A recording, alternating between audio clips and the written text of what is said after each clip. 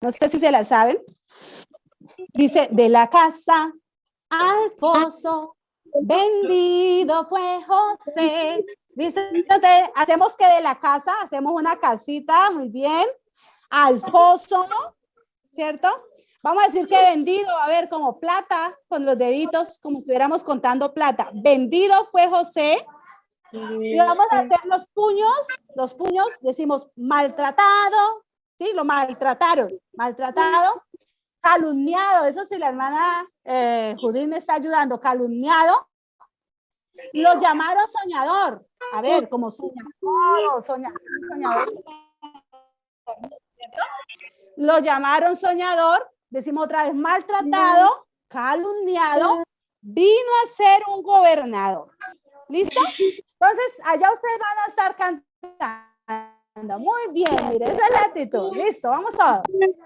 De la casa al pozo, vendido fue José. De la casa al pozo. Vamos a cerrar el micrófono, eso porque si no, yo no puedo, el tiempo no me da. Listo, ahorita sí, todos. Dice así. De la casa al pozo, vendido fue José. De la casa al pozo, vendido fue José. Maltratado, calumniado, lo llamaron soñador. Maltratado, calumniado, vino a ser gobernador. De la casa al pozo, vendido fue José. De la casa al pozo, vendido fue José. Maltratado, calumniado, lo llamaron soñador. Maltratado, calumniado, vino a ser gobernador. Muy bien, muy bonita historia, ¿cierto, hermanos? Yo no sé a cuántos de ustedes leen esa historia y como que, uy, no sé, es muy bonita, es muy, no sé, como que le llega el sentimiento a uno, ¿cierto? El corazón de la historia de este joven que aunque fue maltratado, calumniado, pero conocía cuál era su objetivo. Bueno, vamos entonces a continuar. Voy a volverles a compartir pantalla. Quería que ustedes como que se distrayeran un poquito. Bueno, creo que es este. Quiero saber si están viendo la pantalla, hermanos. Sí, señora.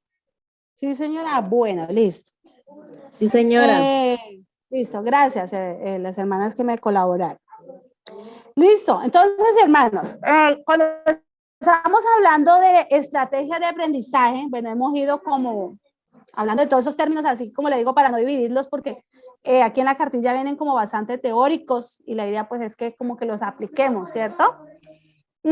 Hay que entender que cuando nosotros hablamos de esas estrategias de aprendizaje, hacemos mención a tres dimensiones muy importantes, hermanos, en el aprendizaje. Y esas tres dimensiones son determinantes. Una es la voluntad, ¿sí? La segunda es la capacidad y la tercera es la autonomía. Yo quisiera que nosotros pensáramos un poquito en esto. ¿Por qué lo digo, hermanos? Porque a la hora de nosotros aprender o querer aprender en cualquier proceso de aprendizaje, debemos poner mucha voluntad. La voluntad es el querer, el querer. Vea, nosotros en Naranjal, no sé si de pronto aquí alguien en Naranjal distinguimos a un anciano, él era de la iglesia, se llamaba Juan Solano, pues lo digo porque si alguno lo distinguió, pues sabrá que es verdad. El hermano Juan Solano tenía 90 años, cuando nosotros lo distinguimos iba a cumplir 90 años, tenía 80 y algo, y empezó a hacer el bachiller, porque resulta que él había estudiado cuando joven, era una persona que sabía mucha Biblia, tenía una muy buena memoria, pero al cabo de los años dijo, oiga, yo nunca pude terminar mi bachiller y quiero ser bachiller. O sea, estamos hablando de un anciano de 90 años, porque realmente es llamativa la historia. Y empezó a validar el bachiller. La hermana Yolanda Cruz era la maestra de él. Y él cada 8 días se iba, se quedaba allá hasta las tareas. O sea, siempre con esa voluntad para aprender. Resulta que ya cuando llegó el día del grado, a él le dieron una medalla, no sé, pues me imagino que por... Bueno, vamos a, hay algo encendido, vamos a... Ya, hermana Noria se los activé. Ah, bueno, listo. Entonces, el día del grado le dieron una medalla y pues a uno le causaba curiosidad. Yo estaba muy joven, tenía 18 años. Yo decía, uy, pero este viejito, porque es que él andaba con esa medalla siempre puesta. Él no se quitaba la medalla, él siempre andaba con la medalla y a todo el mundo le mostraba la medalla, pues, de ese logro. Yo decía, uy, no, pero que sí con esa medalla. Pero después entendí, hermanos, esa voluntad tan grande y esa motivación de una persona ya tan anciana, pero decir, oiga, yo quiero alcanzar ese logro en mi vida que no alcancé por X situación. Entonces, que una persona de 90 años puso semejante voluntad para alcanzar su bachiller. ¿Cuánto más nosotros? Yo todos los que miro acá son personas todavía muy fuertes, son personas llenas de vida, que hermanos, podemos hacer muchas cosas todavía para Dios y bueno, para nuestro crecimiento personal. Entonces debemos de poner a la hora de aprender la voluntad. Voluntad significa querer, ¿cierto? Debemos poner también y tener en cuenta la capacidad, ¿cierto? La capacidad sería el poder, ¿sí? Las capacidades que yo tengo para hacer algo. Y por último, la autonomía, que es poder decidir. Entonces, cuando usted esté en sus procesos de aprendizaje, recuerde siempre eso. Esa voluntad, esa capacidad y esa autonomía. No todos tenemos capacidades para las mismas cosas, pero como se dice, querer es poder, ¿sí? Yo personalmente he sido súper mala para todos los deportes desde jovencita y teníamos en el colegio que hacer gimnasia, por ejemplo, ¿sí? Había que hacer y cumplir con algunos ejercicios. Hermanos, y yo lo ensayaba si me tocaba 30, 40 veces. Y es más, a veces cuando ya me tocaba presentarlos, no los lograba. Pero sabe que casi siempre me pusieron en ese tiempo creo que se calificaba sobre 10, un 10. Porque recuerdo que el profesor hizo la anotación allí, escribió, o hizo la anotación delante de mis compañeros y dijo, ¿por qué que Nórida persevera hasta el fin? O sea, lo hace, lo hace. Entonces, a veces nosotros nos falta un poco eso, ¿cierto? Un poco de voluntad a la hora de aprender. Entonces, qué bueno que nosotros podamos hacer las cosas con mucha voluntad en nuestro aprendizaje. Hay unos procesos psicológicos básicos y superiores.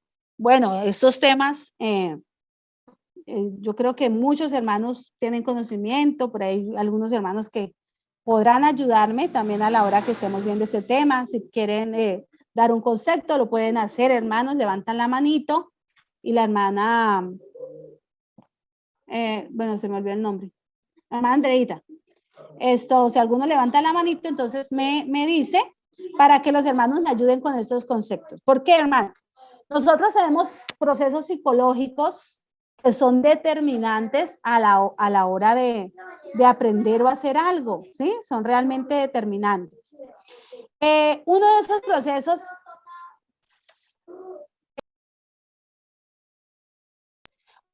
procesos entonces es la percepción, ¿sí? A la hora de nosotros aprender, hay algo muy importante que es la percepción. ¿Cómo percibo yo las cosas? ¿Cómo percibo yo el ambiente? ¿Por qué? Porque de la forma como yo perciba algo, posteriormente así va a ser la interpretación que yo le dé a eso, ¿cierto? Cuando hablamos entonces de percepción, estamos hablando de un proceso, hermano, que es psicológico y que se da de la siguiente manera. Por medio de nuestros sentidos, por medio del olfato, por medio del tacto, por medio de la parte visual nuestra, ¿sí? Entonces nosotros recaudamos una cantidad de información, que esa información llega ¿a dónde? A nuestro cerebro.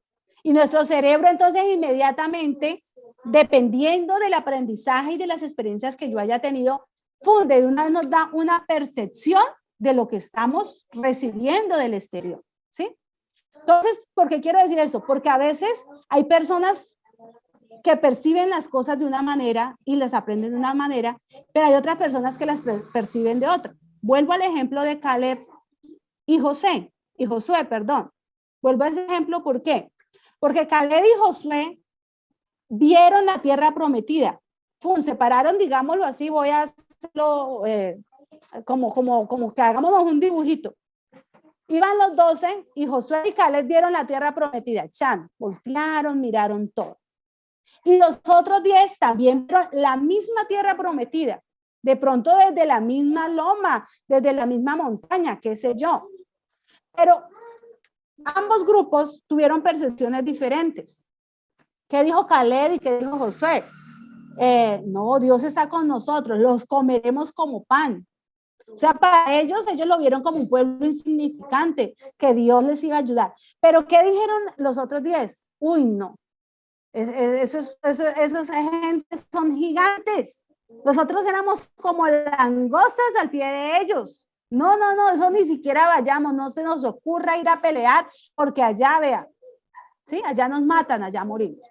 Entonces, esa percepción hizo que cada uno se predispusieran, pero los otros estuvieran pendientes. A la hora de estudiar es lo mismo, hermanos.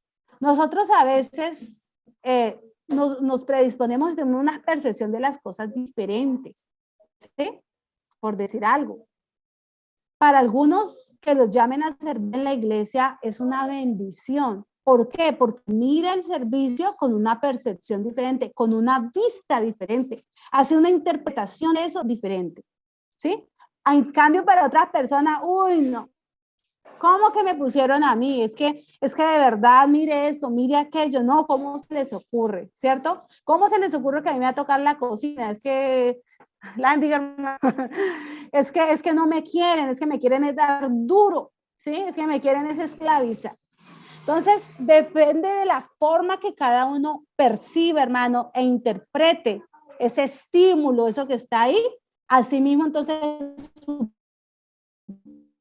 parte mental va a estar dispuesta o predispuesta a aprender. Por decir algo, un niño de escuela dominical va a la clase, ¿cierto? Va el niño a la clase normal. Cuando llega y mira un salón desordenado, ¿sí? Mira que las sillas están desordenadas, que hay basura, y el maestro apenas está llegando, o sea, ya va llegando tarde. Entonces, el niño inmediatamente tiene una percepción, interpreta lo que está pasando, ¿cierto? De pronto, bueno, por medio de los ojos miró o olió había un aroma raro, un aroma como aguardado. Entonces ya la persona se predispone, hermanos, para aprender. Esta clase, ¿cómo va a estar? Aburrida, porque el maestro llegó tarde, el salón desordenado. Entonces el niño de una vez ya hace una interpretación de que esa clase va a estar como aburrida. Pero si el niño resulta que llega al salón de clases y lo primero que siente es un aroma rico, como un aroma a San Pig, no sé, el que le gusta la lavanda, el que le gusta la canela, el que le gusta la manzana, bueno, un aroma, ese aroma que le recuerda algo limpio. Y mira ya grande un corazón que dice Dios te ama. Y mira unas sillitas organizaditas. Inmediatamente, mentalmente hay una disposición. Y el niño que hace una interpretación personal y una dice, oiga, esta clase está buena. El maestro se esforzó. El maestro, mire cómo organizó. Mire que esto va a estar bonito. Voy a llamar a mi otro compañero. Voy a estar contento. Entonces, hermanos, la percepción es muy importante porque es uno de los primeros procesos que nosotros desarrollamos a la hora de aprender o de hacer cualquier cosa. Si usted mira entonces, no, es que lo virtual, no, hermano, eso uno no aprende, eso no es lo mismo, hermano, eso yo no le entendí nada a esa hermana. Bueno, esa es una percepción que usted tiene, pero qué bueno que nosotros empezamos, porque hablábamos de esas estrategias metacognitivas, o sea, empecemos a ayudarle a nuestra percepción a interpretar mejor las cosas, a mirar las cosas como unas posibilidades. ¿Sí? Yo recuerdo cuando empezó la pandemia, nos reunieron en el colegio de los niños y dijeron, vea, esto cada uno para la casa y no sabemos qué sigue. Y recuerdo un señor de aquí del pueblo, muy importante, llegó y dijo, mire, si en mayo no han iniciado clases, yo saco a mi hijo. Yo dentro de mí decía, Dios mío, hay que adaptarnos. Cada día traerá su afán, vamos a ver qué pasa, por ahora que trabajen con guías. Muchos niños, ¿qué hicieron? Se salieron, percibieron que ese estudio no servía. Otros, aunque de pronto no aprendieron al 100%, se sostuvieron y que hoy ya no están en séptimo, ya están en octavo, ya el que estaba haciendo 11 ya salió, ya pudo ir a la universidad. ¿Sí? Entonces, dependiendo, hermanos, de la percepción que yo tenga de las cosas, así va a ser mi aprendizaje, así va a ser la forma de yo actuar, ¿sí? Porque el aprendizaje va siempre relacionado con el cambio de conducta, ¿no? Hay un segundo proceso psicológico que es muy importante y es la atención, ¿sí? Es uno de los procesos superiores, hermanos. La atención consiste en un proceso selectivo de la información necesaria. Como les decía al principio, por medio de la internet, por medio de todo esto, se está dañando mucho la atención de los muchachos. Hoy en día muchos muchachos sufren de ese trastorno de atención e hiperactividad. ¿Por qué? Hay muchos niños sufriendo de ese trastorno porque no se puede concentrar en algo, no puede poner la atención, no puede fijar la atención, seleccionar algo, ¿sí? Vea, ahora días leía algo, estudiaba algo de, creo que era de neuropsicología, bueno, una persona ahí hablaba, y decía que nuestro cerebro aprende hay tres cosas que al cerebro le ayudan mucho a aprender. Una es el sonido, dos es el movimiento y tres es la imagen, el color, ¿sí? El color de las cosas. Entonces, ¿qué pasa con los juegos, por ejemplo, con el internet, con el celular? Estos aparaticos cumplen con estas tres funciones. Manejan sonidos, manejan luz, ¿sí? Color y manejan movimiento. Entonces, ¿qué pasa? El cerebro está totalmente llamado a poner atención. ¿Por qué? Porque hay luz, porque hay movimiento, porque todo está bonito para que el cerebro esté ahí. Lo malo es que la información que esté ahí no es la mejor. Es una información muchas veces vana. Entonces nosotros como por ejemplo, hablándolo así como maestros de escuela dominical, no podemos ir con una clase a blanco y negro sabiendo que el cerebro del ser humano aprende con colores. ¿Sí me va a entender? Con luz. No podemos nosotros ir con una clase tenue, donde no hay canciones, donde no hay música, donde no hay sonidos, sabiendo que el cerebro aprende con los sonidos. Entonces, hermanos, tanto para los niños como para nosotros mismos en el aprendizaje, debemos de empezar a desarrollar la atención. Vea, hay dos tipos de atención, y está la atención involuntaria y la atención voluntaria, ¿sí? Atención involuntaria y la atención voluntaria. La atención involuntaria es el tipo de atención producida por un estímulo intenso, nuevo o interesante para el sujeto. Esa es la intención, digámoslo, como para que lo entendamos, la que manejan los celulares, bueno, videos, todo esto, o internet. Es una intención involuntaria, o sea, hace que el sujeto involuntariamente ponga atención. ¿Por qué? Porque le presentan algo nuevo, le presentan algo llamativo, le presentan algo visualmente muy atractivo, ¿sí? Entonces está la atención que es involuntaria. Y nosotros debemos de tratar de llamar esa atención en los niños, hermanos, en los adolescentes, llamar la atención de ellos, ¿cierto? Que de manera involuntaria, por eso les hacía el ejercicio de ponernos algo diferente, ¿sí? Porque inmediatamente llamamos la atención. Si usted entra a su clase con un gorro de esos que se puso hoy, con ese flotador, ¿sí? Con, bueno, qué sé yo, con tantas cosas que yo mire que ustedes tenían puestas. Usted entra a su clase con eso y ¿qué pasa? Inmediatamente llama la atención, ¿sí? Entonces, a eso se llama una atención que es involuntaria. O sea, normalmente miramos pasar una moto súper rápida y escuchamos un estrellón y eso nos llama la atención. Salimos inmediatamente a verlo. Es algo nuevo, es algo que tiene sonido, es algo que sonó duro, entonces salimos a ver. Y hay otra atención que es la atención voluntaria. Esa atención implica concentración y control.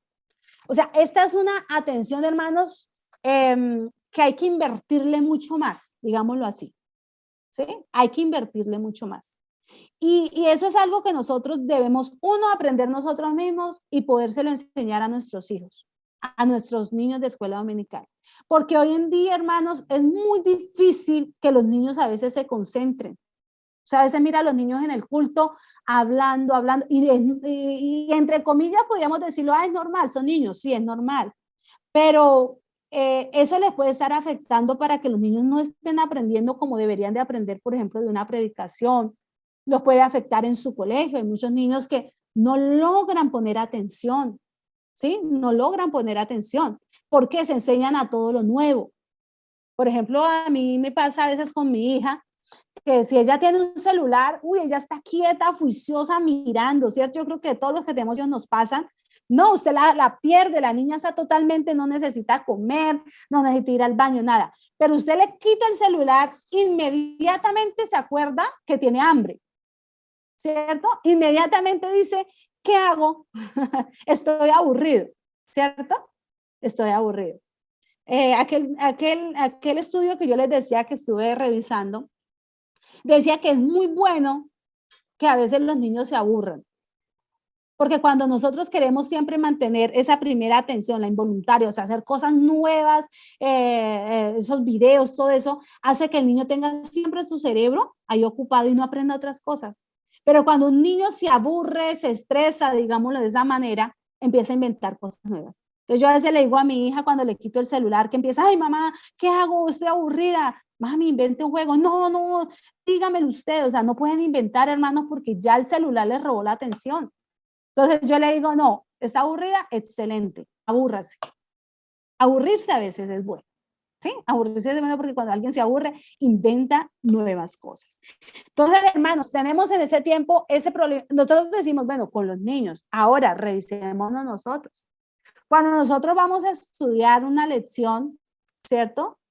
¿Qué tanta atención estamos poniendo? ¿Qué tanta atención voluntaria? ¿Qué tanta concentración? ¿Qué tanto control? Porque a veces leemos dos cosas y una vez el celular, o no solo el celular, en la televisión, miramos para otro lado, qué sé yo. Entonces, la atención es muy importante, hermanos. Si nosotros nos vamos a lo que dice la Biblia, el Señor muchas veces les llamó la atención, digamos, hacia el pueblo de Israel, para que estuvieran atentos a sus mandamientos, atentos a sus estatutos, ¿sí? ¿Por qué? Porque ellos no pusieron la atención necesaria. Entonces, es necesario poner muy buena atención a la hora de aprender y a la hora, pues, también de que nuestros niños aprenden, ¿listo? Entonces, poner atención o la atención significa estar consciente en la selección de un estímulo, ¿cierto? ¿Qué es lo que de verdad, en qué tengo que estar consciente? En este momento debo estar pendiente de esta pantalla, de la hermana que me está enseñando, de lo que me está exponiendo, de la diapositiva que está ahí. Hay otro proceso muy importante y es la memoria. Todos nosotros, por la gracia de Dios, los seres humanos, contamos entonces con ese proceso psicológico que es básico, ¿cierto? Hay dos tipos de memoria y está la memoria a corto plazo y la memoria a largo plazo. Entonces vamos a mirar un poquito la distinción entre estas dos memorias.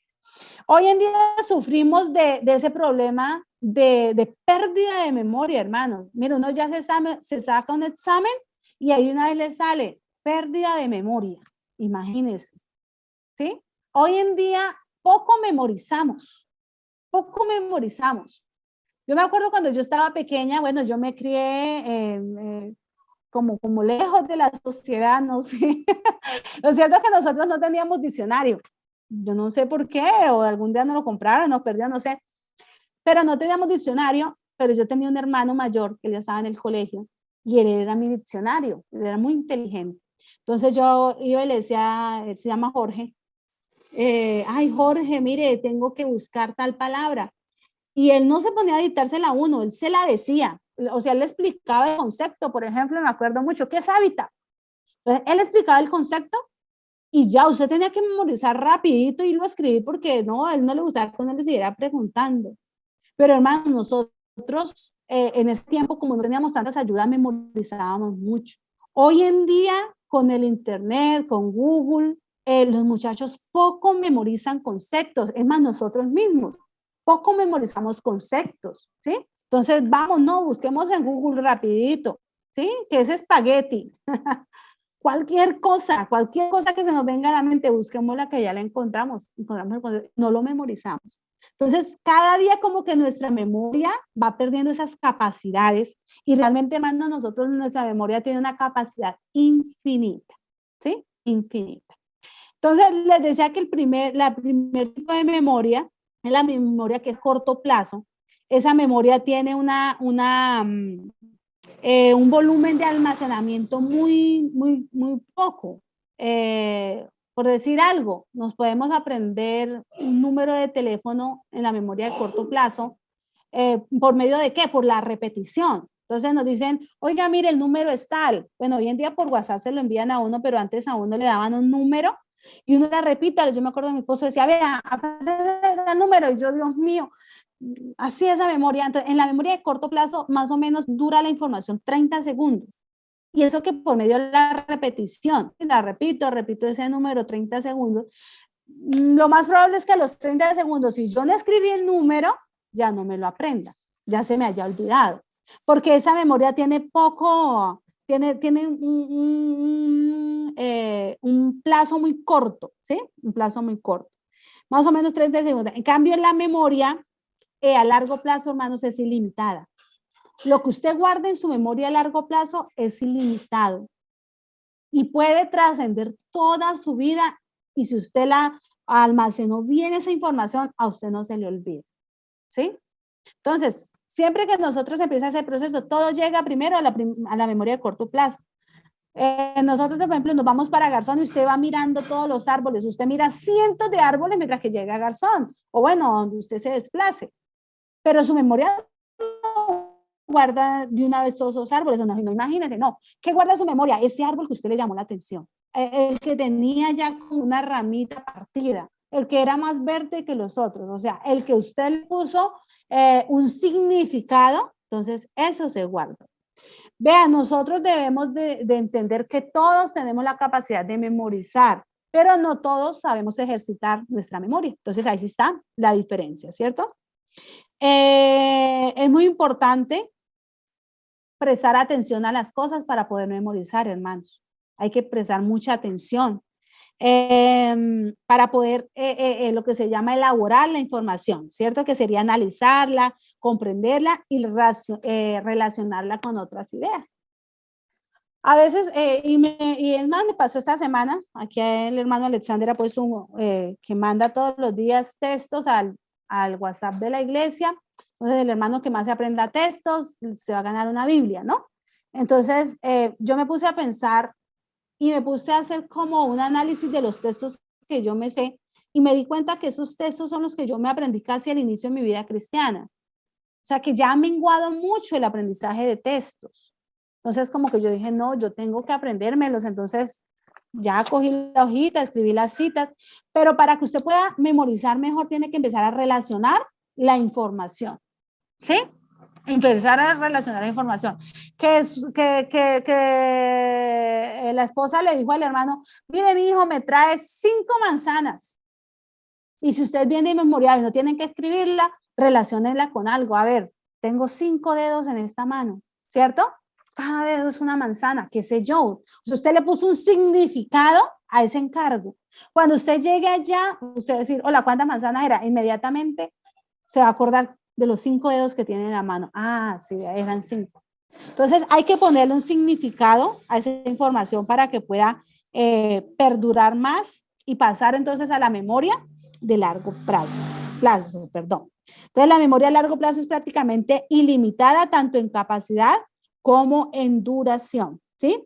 Entonces, y tiene 3 fases. La primera, que es registrar la información, retenerla y recuperarla. ¿Usted no le ha pasado que ustedes a veces nos dicen, oiga, ¿se acuerda cuando usted estaba en tal parte, que usted tenía tal vestido? Y entonces usted empieza a echar memoria. Pero ¿cómo así? ¿Yo con quién estaba ese día? ¿Acaso ese día qué pasó? Y usted nada que se acuerda. O sea, usted tiene almacenada esa información, pero usted como que está perdida. entre tantos archivos, su mente no la encuentra, hasta que empieza a decirle, sí, ve, ese día usted fue con su papá, que ese día era el cumpleaños de Julanito. Ah, usted recupera la información. Ay, ¿verdad? Sí, yo llevaba ese vestido. Sí, ese día distinguí a Julano. ¿Se me va a entender? Entonces, la memoria nuestra tiene esas capacidades. Hay otro concepto muy importante y es el aprendizaje. Bueno, aunque todos hemos estado hablando pues exactamente de eso, ¿cierto? Del aprendizaje. El aprendizaje es considerado un proceso psicológico superior y según Maestri y Palmero 2004, lo define como la capacidad potencial de un organismo para emitir una conducta gracias a las experiencias con determinados eventos, ambientes y relacionados con una conducta en particular. Hay que tener en cuenta eso. El aprendizaje siempre se relaciona con un cambio de conducta. No podemos decir que el aprendizaje siempre va a ser cambiar de conducta, porque no siempre pasa así. Pero cuando yo aprendo algo, lo más común es que empiezo entonces a cambiar mi conducta, ¿sí? Porque si yo, digamos, consumía mucha sal, pero ahora aprendo, ya sea por la experiencia, porque hay personas que se les sube la tensión, o ya sea porque yo leí un artículo que decía que la sal era dañina en exceso para mis riñones, porque aumentaba entonces lo de la tensión y aquello, entonces eso genera un cambio. Entonces no voy a consumir menos sal. Pero hay mucha gente que lo sabe, pero igual aunque lo sepa, no lo cambió. Entonces no podemos determinar que el aprendizaje siempre va a cambiar la conducta, pero sí tiene mucho que ver con esto. Hay otro proceso psicológico, bueno, quiero como ya casi concluir esto porque vamos a hacer un trabajo ahora en grupo, quiero darles el tiempo que ustedes requieren, y es el pensamiento. El pensamiento también es otro proceso psicológico, hermanos, vean. Cuando nosotros vamos a aprender, tenemos que poner a funcionar todo esto que Dios nos ha dado. Sí, y de hecho, claro, siempre lo ponemos a funcionar porque no es algo que nosotros podamos decir, hoy no va a funcionar la memoria, hoy no va a funcionar el pensamiento. No, claro que sí. Pero cuando yo conozco cómo funciona, ¿sí? Por ejemplo, cuando yo conozco que yo soy desmemoriado, hombre, entonces yo empiezo a investigar qué tácticas, qué técnicas puedo adquirir para empezar a recordar más las cosas. Cuando hablamos del pensamiento, hermanos, el pensamiento abarca toda la parte del juicio, del razonamiento, ¿sí? Que está exactamente